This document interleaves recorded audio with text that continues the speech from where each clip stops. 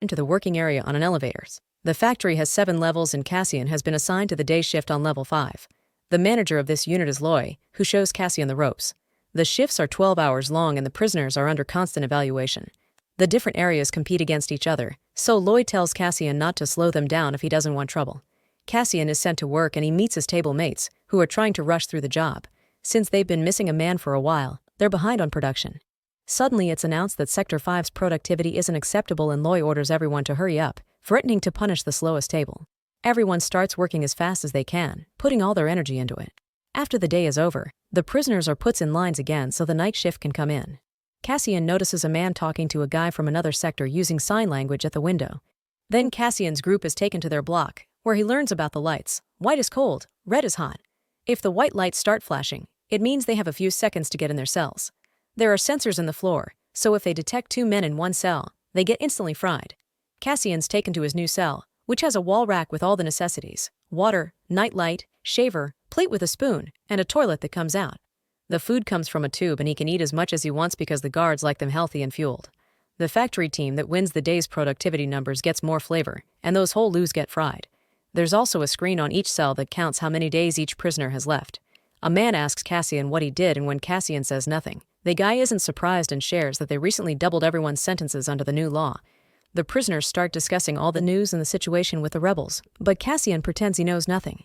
A man tells Cassian not to look at the number because it doesn't really matter. They'll be in prison as long as the Empire needs slaves. He's interrupted by Loy, who pushes him against the wall and makes him shut up. At that moment the alarm announces a red floor and everyone enters their cells before they could get fried. The lights stay red all night long and turn white in the morning. 30 days later, Cassian has gotten used to the prison routine.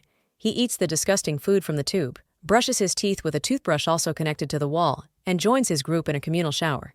The washing is done by automated steam before the prisoners are given fresh clothes.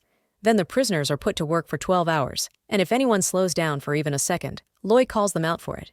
That night Cassian is woken up by a horrible sound. It turns out a prisoner self-deleted by jumping on the red floor. Instead of showing sympathy, the other prisoners complain about the smell and how this will affect productivity. On Ferrex, Bix and a friend are taking care of Marva, who has become very ill. Bix enters a secret area behind a repair shop and activates an illegal radio transmitter to try to send a message to Cassian about his sick mother. The rebel network picks up her message and the leaders shut down Bix's line for security reasons. The next day, Bix is horrified to discover that the troopers arrested the owner of the repair shop and feels guilty for using the radio.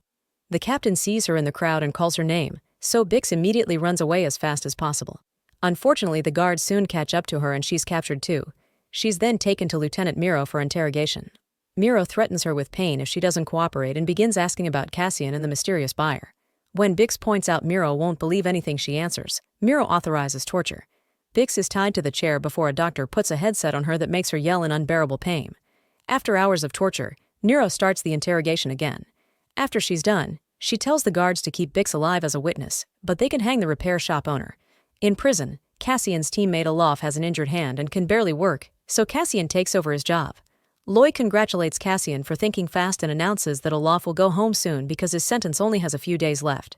Later Cassian takes his bathroom break and while nobody is looking, he removes a panel and starts filing a pipe. At that moment the arrival of a new prisoner is announced and Cassian runs back to get in position. Then he and Burnock watch closely to learn the movements of the guards, revealing they've been planning to escape for days now. After the new guy is dropped, the prisoners keep on working and Olaf insists on working hard and fast regardless of how he's feeling.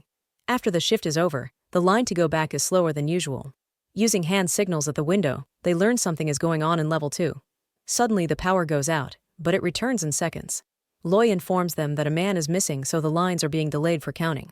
An alarm starts to wail and the prisoners can tell the situation in level 2 is getting worse, but Loy doesn't let them sign at the window anymore.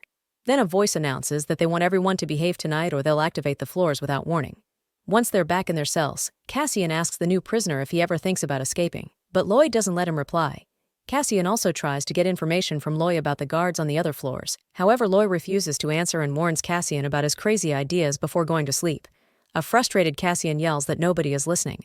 The next morning during the shift change, the night team tells Cassian's group that 100 prisoners on level 2 are fried. Olaf has trouble hearing and asks what happened to the